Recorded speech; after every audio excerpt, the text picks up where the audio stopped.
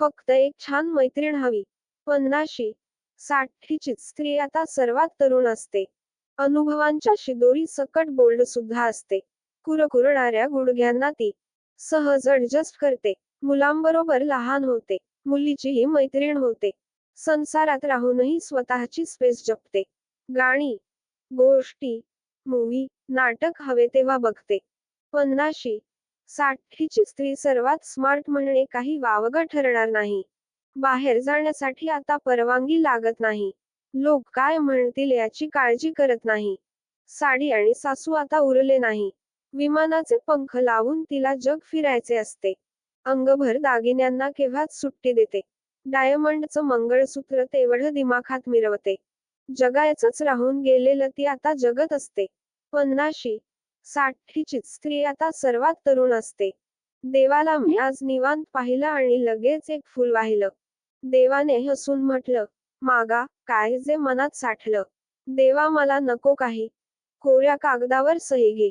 1 minute, 1 minute. विचारलेच आहेस म्हणून मागते. एक छानशी मैत्रीण दे. हवे तर अजून एखादे फुल घे. दिसायला छान नसली तरी चालेल. पण बोलायला छान असायला हवी. डोळे सुंदर नसले तरी चालेल. पण नजरेतून बोलणारी हवी.